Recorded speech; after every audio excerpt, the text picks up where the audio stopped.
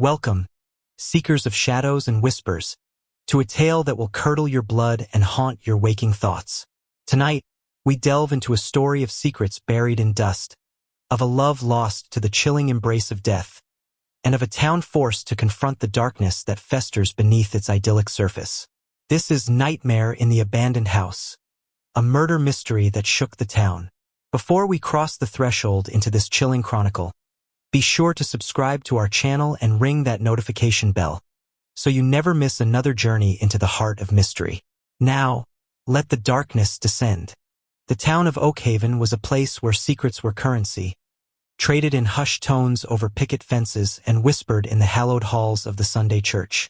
It was a town of Rockwellian charm, a facade of pleasantries that concealed the tangled roots of envy, lust, and long-held grudges. And at the heart of it all, perched on a hill overlooking the town like a skeletal sentinel, stood Blackwood Manor. For as long as anyone could remember, the manor had been abandoned, its windows like vacant eyes staring out at a world that had moved on without it. The once manicured gardens had surrendered to a riot of weeds and thorns, and the paint on its grand facade peeled away like sunburnt skin. The townsfolk spoke of it in hushed tones, their stories a tapestry woven with threads of ghost sightings and unsettling whispers carried on the wind. They called it the Nightmare House, a place where childhood dares were born and where no one lingered after dusk. Detective Miles Corbin knew the stories well. He'd grown up in Oakhaven, a town he both loved and loathed for its suffocating intimacy. He'd left for the big city, chasing the thrill of high-stakes cases and the anonymity of a bustling metropolis. But a messy divorce and a soul weary of the city's relentless pace had drawn him back to the familiar, if sometimes stifling, embrace of his hometown. Now, as the town's chief of police, his days were a monotonous cycle of petty thefts and domestic disputes. Until the call came. It was a crisp autumn morning, the kind that made Oakhaven look like a postcard. The leaves were a fiery explosion of red and gold, and the air was crisp with the promise of winter. Miles was halfway through his second cup of coffee and a mountain of paperwork when the phone on his desk shrieked to life. It was a frantic call from a group of teenagers who, on a dare, had broken into Blackwood Manor. They had found something that had turned their youthful bravado into a symphony of panicked sobs. Miles arrived at the manor to a scene of controlled chaos. 2 patrol cars were parked haphazardly on the overgrown driveway, their flashing lights painting the decaying facade in strobing hues of red and blue. The teenagers, a motley crew of high schoolers, were huddled together on the porch, wrapped in a blanket, their faces pale and their eyes wide with a shared horror. As Miles stepped out of his car, a wave of unease washed over him. The air around the manor seemed to hang heavy, thick with the scent of decay and something else, something metallic and cloying. He'd smelled it before, in the back alleys of the city, a scent that clung to his clothes and haunted his dreams, the scent of death. He was met at the door by Officer Miller, a young, eager cop who still had the shine of the academy in his eyes. "It's bad, Chief," Miller said, his voice a tight whisper. "Real bad." Miles nodded grimly and stepped across the threshold, his flashlight cutting a bright swath through the gloom. The interior of the manor was a mausoleum of forgotten grandeur. Dust motes danced in the beams of light, and cobwebs, as thick as cotton candy, draped over the decaying furniture like ghostly shrouds. The air was cold, a damp chill that seeped into his bones. They found her in the grand ballroom. The room was a caricature of its former glory. A massive crystal chandelier, now caked in grime, hung precariously from the ceiling. The once polished dance floor was now a mosaic of warped floorboards and shattered glass. And in the center of it all, sprawled on a faded velvet chaise lounge, was the body of Evelyn Reed. Evelyn had been Oakhaven's golden girl, the kind of beautiful that seemed both effortless and unattainable. She was the daughter of the town's wealthiest family, a socialite whose life was a whirlwind of charity galas and exotic vacations. She had a smile that could disarm the most hardened cynic and a laugh that was as infectious as it was rare. To see her like this, her vibrant life extinguished in the decaying opulence of Blackwood Manor, was a sight that would be seared into Miles's memory forever. She was dressed in a stunning evening gown, a cascade of crimson silk that pooled around her like a pool of blood. Her fiery red hair, usually styled to perfection, was splayed across the chaise lounge in a chaotic halo.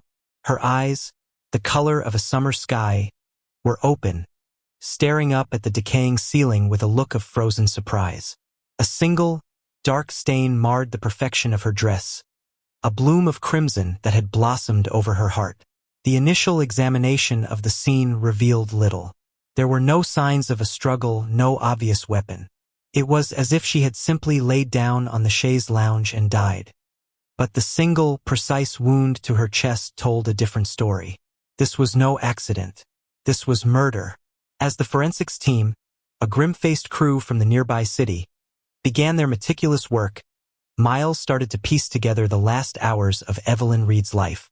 His investigation led him first to the Reed family mansion, a sprawling estate on the other side of town. The news of Evelyn's death had shattered the family's carefully constructed world of wealth and privilege. Her father, a stern, imposing man with a reputation for ruthless business dealings, was a statue of stoic grief. Her mother, a fragile woman who seemed to exist in a perpetual state of medicated tranquility, had retreated into a world of her own. And then there was her brother, Julian, a man who had always lived in his sister's shadow. He was a struggling artist, a bohemian soul who had always chafed under the weight of his family's expectations. Miles's interview with the family was a study in veiled emotions and carefully worded evasions. They painted a picture of a perfect family, a loving daughter, a life without a single shadow.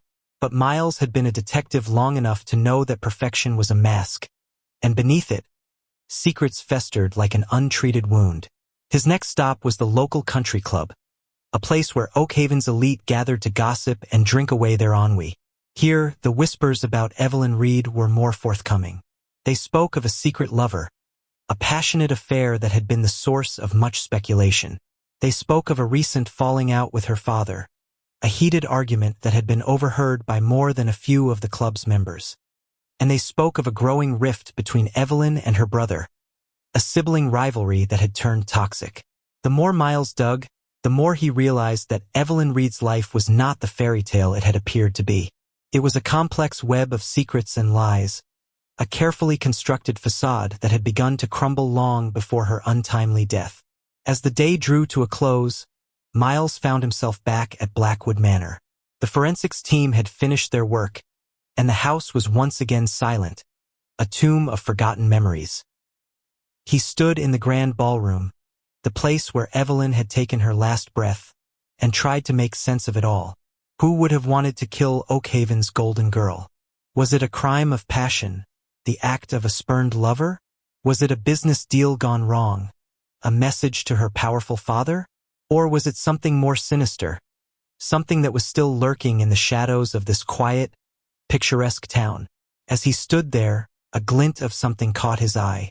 It was half hidden beneath the chaise lounge, a small, silver object that had been overlooked by the forensics team. He carefully picked it up and examined it. It was a locket, intricately engraved with the initials. He opened it, and inside, he found not a picture of a smiling loved one, but a single, pressed black rose. A black rose, a symbol of death, of farewell. It was a clue he knew, a breadcrumb on a trail that was growing colder with every passing hour. He clutched the locket in his hand, the cold metal a stark contrast to the warmth of his skin. The silence of Blackwood Manor seemed to press in on him, a heavy weight of unanswered questions and unspoken secrets. The sun had set, and the manor was now shrouded in the inky blackness of the night. The only light came from the moon, a pale sliver of a thing that cast long, distorted shadows across the ballroom floor. Miles felt a chill run down his spine, a sense of being watched. He turned, his hand instinctively going to the gun at his hip, but there was nothing there. Just the creak of the old house, the whisper of the wind through the broken panes of glass. He knew then that this was more than just a murder. It was a puzzle, a complex and twisted game, and he was standing at the very beginning of it. The killer was out there, somewhere in the quiet, unassuming town of Oakhaven, watching, waiting. And as Miles stepped out of Blackwood Manor and into the cold night air, he knew that the nightmare was far from over. It had only just begun. The silence of Blackwood Manor held the key, and he was determined to unlock it, no matter the cost. The discovery of the Black Rose locket sent a ripple through the investigation, a small, yet significant tremor that shifted the ground beneath Miles's feet. It was a tangible piece of evidence in a case that had, until now, been a frustrating collection of whispers and innuendos. The locket was a secret, a piece of Evelyn's hidden life, and Miles knew that understanding its significance was the key to unraveling the mystery of her death. His first port of call was a local jeweler, a man with a reputation for discretion and an encyclopedic knowledge of Oakhaven's history. The jeweler, a man named Mr. Abernathy, examined the locket with a practiced eye, his gnarled fingers tracing the intricate engravings. He confirmed what Miles had suspected: the locket was a custom piece, one of a kind. And, after a bit of gentle prodding and a reminder of his civic duty, Mr. Abernathy revealed that he had indeed made the locket, a gift from a secret admirer to Evelyn Reed. The admirer, however, remained a mystery. Mr. Abernathy, a man who prided himself on his discretion, claimed to have no knowledge of the man's identity. The transaction had been in cash, the instructions delivered in a series of anonymous notes. It was a dead end, but a tantalizing one. It confirmed the existence of a secret lover, a man who had been close enough to Evelyn to give her such a personal and symbolic gift. Miles's investigation then turned to Evelyn's personal life, a world that was as carefully curated as the Reed family's public image. He obtained a warrant to search her bedroom, a sanctuary of pristine white and soft pastels that seemed to be at odds with the passionate, secretive woman who was beginning to emerge from the shadows. He found her diary hidden beneath a loose floorboard, a small, leather-bound book filled with her elegant, looping script. It was a window into her soul, a place where she had poured out her hopes, her fears, and her secrets. The pages were filled with a raw, unfiltered honesty that was both startling and heartbreaking. She wrote of her suffocating family life, of the immense pressure to be the perfect daughter, the perfect socialite. She wrote of her brother, Julian, with a mixture of affection and frustration, a sibling bond that was strained by jealousy and a shared sense of being trapped. And she wrote of a love, a deep, all-consuming passion that had been her secret escape. She never mentioned his name, referring to him only as my artist. But the pages were filled with descriptions of their clandestine meetings, of stolen moments in secluded corners of Oakhaven. He was a man who saw her, not as the heiress to the Reed fortune, but as a woman with a fiery spirit and a hunger for life. He was a man who had given her the Black Rose locket, a symbol of their forbidden love. The diary also revealed a darker side to Evelyn's life. She wrote of a growing fear, a sense of being watched, of a shadow that seemed to follow her wherever she went. She wrote of a series of anonymous threats, of black roses left on her car, on her doorstep, a chilling reminder that their secret was not as safe as they had thought. The diary ended abruptly. The last entry dated the day before her murder. The words were a frantic scrawl, a stark contrast to her usual elegant script. "He knows," she had written. "He knows about us. I'm scared. I don't know what to do." The diary was a bombshell, a narrative that turned the case on its head. It painted a picture of a woman in love, but also a woman in fear. The secret lover, once a romantic figure, was now a potential suspect. Had he been the one to silence her, to keep their secret safe? Or had he been the victim of the same threat, a pawn in a much larger, more sinister game? Miles's investigation now had a new focus: to find the identity of the artist. His search led him to the bohemian underbelly of Oakhaven, a world that existed in the shadows of the town's manicured lawns and pristine facades. He visited art galleries and coffee shops and smoky bars, showing Evelyn's picture and asking questions about a secret lover, an artist who had captured the heart of Oakhaven's golden girl. He was met with a wall of silence. The artistic community of Oakhaven was a tight-knit group, fiercely protective of their own. They were wary of the police, of outsiders who didn't understand their world. But Miles was persistent. He knew that someone in this community held the key, and he was not going to give up. His breakthrough came from an unlikely source, a grizzled old bartender in a dive bar on the edge of town. The bartender, a man with a face like a roadmap of a hard-lived life, recognized Evelyn's picture. He remembered her coming in with a man, a local artist who was known for his dark, brooding paintings. A man who had a reputation for being as passionate as he was volatile. A man named Liam. Liam lived in a converted warehouse on the outskirts of town, a cavernous space filled with half-finished canvases and the sharp, intoxicating scent of oil paint. He was a man of contrasts, with the hands of a laborer and the eyes of a poet. He was handsome in a rough, unpolished way, a stark contrast to the clean-cut men that Evelyn had been expected to date. When Miles confronted him, Liam didn't deny his relationship with Evelyn. He spoke of their love with a raw, heartbreaking honesty that left no doubt as to the depth of his feelings. He showed Miles his paintings, a series of portraits of Evelyn that were so full of life, so full of love, that it was hard to believe that she was gone. He also confirmed the story from the diary. He told Miles about the anonymous threats, about the black roses, about the growing sense of dread that had consumed them both. He had begged Evelyn to go to the police, to tell her father, but she had been too scared. She had been afraid of what her father would do, of the scandal that would engulf their family. Liam had an alibi for the night of the murder. He had been at the warehouse, working on a new painting, a tribute to his lost love. His alibi was confirmed by a neighbor, a nosy old woman who had a habit of keeping track of the comings and goings of her fellow tenants. But Liam also gave Miles a new lead. He told him about a man who had been following Evelyn, a shadowy figure who had been seen lurking around her home, around the places where they had met. He described a man with a scar on his face, a man who had a cold, menacing presence. The description of the man with the scar sent a chill down Miles's spine. He had heard that description before in a different context, in a different case. It was a description that was linked to a name that had been whispered in the back rooms of Oakhaven for years, a name that was synonymous with fear and violence. A man named Marcus Thorne. Thorne was a man who lived on the fringes of society, a man with a long and violent criminal record. He was a man who had a reputation for being a fixer, a man who did the dirty work for Oakhaven's elite. And, as Miles soon discovered, he had a connection to the Reed family.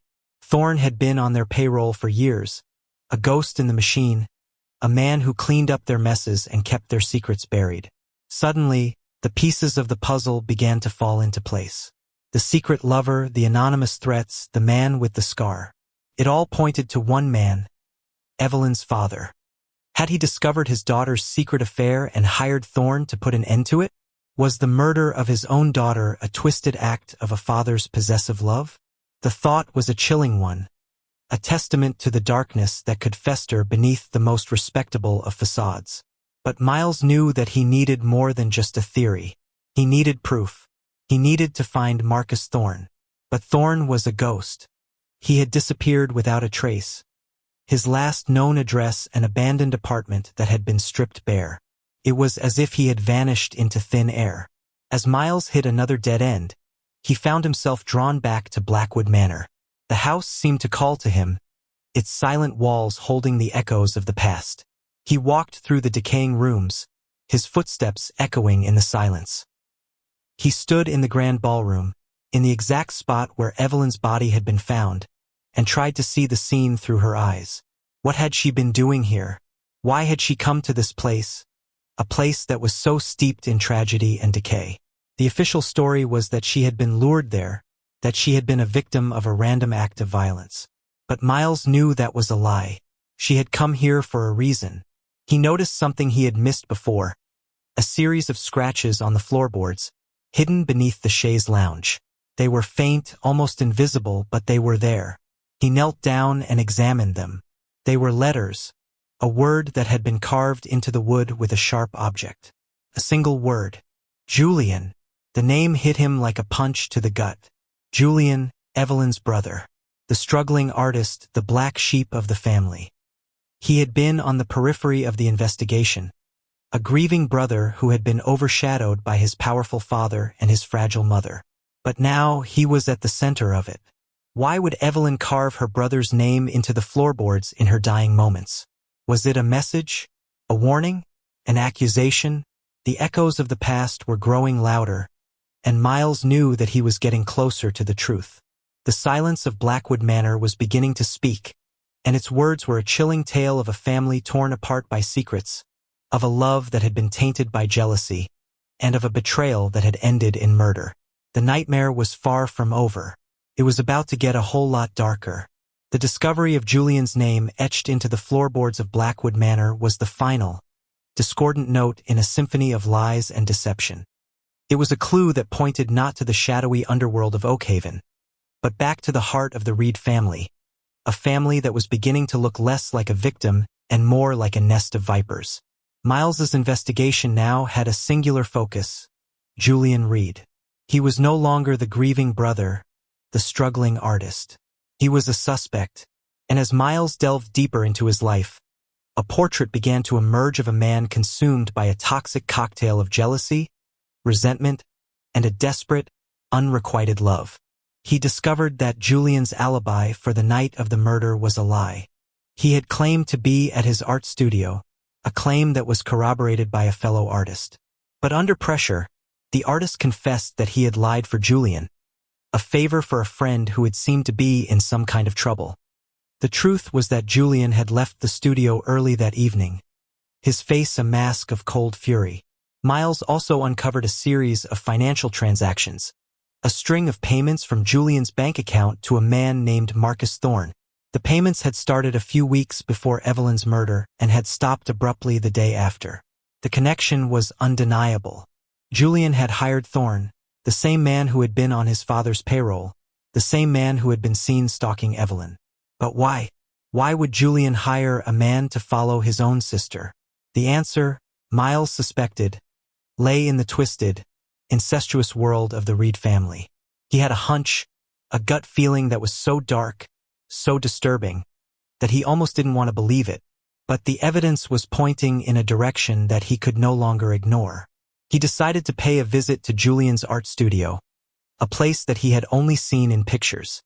He went there with a warrant and a sense of foreboding. The studio was a reflection of the man himself, chaotic, dark, and filled with a simmering, unspoken violence. The paintings were a gallery of nightmares. They were dark, disturbing images of twisted figures and tormented souls. And in the center of it all, a series of portraits of Evelyn. But these were not the loving, vibrant portraits that Liam had painted. These were twisted, distorted images of a woman who was both desired and despised. And then he found it. Hidden in a back room, covered by a dusty tarp, was a painting that made his blood run cold. It was a portrait of Evelyn, but not the Evelyn that Oakhaven knew. This was a dark, seductive Evelyn, an Evelyn who seemed to be a creature of the night. And she was standing in the grand ballroom of Blackwood Manor, a single black rose clutched in her hand. The painting was dated the day before her murder. It was the final piece of the puzzle. Julian had been obsessed with his sister, a love that had twisted into a possessive, all-consuming jealousy. He had discovered her secret affair with Liam, and it had pushed him over the edge. He had hired Thorne to follow her, to gather evidence of her betrayal. And when he had confirmed his suspicions, he had lured her to Blackwood Manor, a place that had been their childhood haunt, a place where they had shared their secrets. But what had happened in that ballroom? Had Julian killed his own sister in a fit of jealous rage? Or was there more to the story? Miles had a feeling that he was still missing a piece of the puzzle, a final, crucial detail that would bring the whole sordid story to light. He decided to confront Julian, to lay his cards on the table and see what would happen. He found him at the Reed family mansion, a place that was now a mausoleum of grief and suspicion. Julian was in his room, a place that was as cold and sterile as a hospital ward. He was packing a suitcase, a desperate man on the verge of running. Miles laid out the evidence piece by piece. The lies about his alibi, the payments to Thorne, the disturbing paintings. Julian listened in silence, his face a mask of impassive calm. But his eyes, they were a maelstrom of emotions: fear, anger, and a deep, bottomless well of despair. When Miles was finished, Julian finally broke. The dam of his carefully constructed composure burst, and the truth came pouring out, a torrent of words that were choked with sobs and self-loathing. He confessed to everything. He had been in love with Evelyn, a love that had consumed him since they were children. He had watched her with other men, his heart a knot of jealousy and rage. But Liam had been different. He had seen the way Evelyn looked at him, the way her whole being lit up when she was with him, and he had known that he had lost her. He had hired Thorne to break them up, to scare Liam away. But Thorne had his own agenda. He had seen an opportunity for blackmail, a way to extort money from the wealthy Reed family. He had threatened to expose the affair, to ruin the family's reputation. Julian had been trapped. He had been trying to protect his sister, but he had only made things worse. He had agreed to meet Thorne at Blackwood Manor, to pay him off and put an end to the whole sordid affair. But he hadn't gone alone. He had asked Evelyn to come with him, to help him reason with Thorne. But Thorne had not been interested in reason. He had wanted more money, and when Julian had refused, he had become violent. He had pulled a knife, and in the ensuing struggle, Evelyn had been killed. It had been an accident, Julian had sobbed, a tragic, bloody accident. He had panicked. He had seen his life, his future, flashing before his eyes.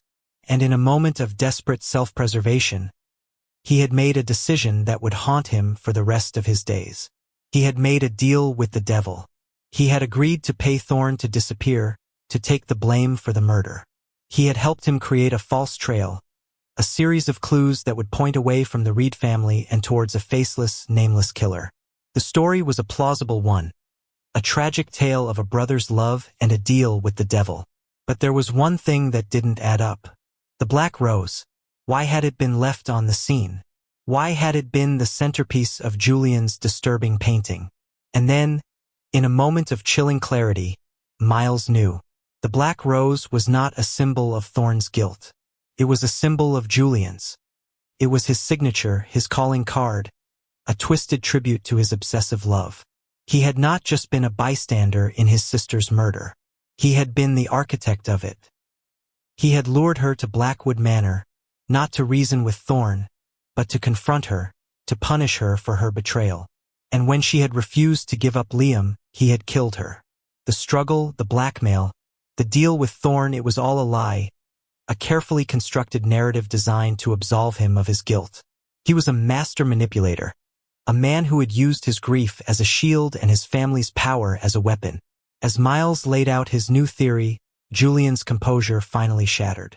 The mask of the grieving brother fell away, and in its place was the face of a monster. He lunged at Miles, his hands outstretched, his eyes filled with a murderous rage. But Miles was ready for him. He subdued him with a swift, practiced move, and as he snapped the handcuffs on his wrists, he felt a sense of profound sadness. A family had been destroyed, a town had been shaken to its core, and a young woman's life had been extinguished, all because of a love that had been twisted into something dark and unrecognizable. The case of the nightmare in the abandoned house was officially closed. Marcus Thorne was apprehended a few days later, a small-time crook who had been all too willing to take the fall for a price. The Reed family, their reputation in tatters, retreated from the public eye, a broken family consumed by their own secrets and lies. And Oakhaven, the town that had been so sure of its own Rockwellian perfection, was forced to confront the darkness that had been lurking beneath its surface all along. The Nightmare House, Blackwood Manor, stood as a silent monument to the tragedy, its decaying walls a reminder that even in the most picturesque of places, nightmares can, and do, come true. Miles Corbin, the detective who had unearthed the town's ugly secret, found himself once again at a crossroads. He had come back to Oakhaven seeking peace, a respite from the darkness of the city. But he had found that darkness here, too, in the quiet, tree-lined streets of his hometown. He knew that he could not stay. The ghosts of Blackwood Manor would forever haunt him, a reminder of the night that a golden girl's laughter had been silenced forever, and a town's innocence had been lost. The nightmare was over, but the echoes of it would linger, a chilling whisper on the wind, for years to come.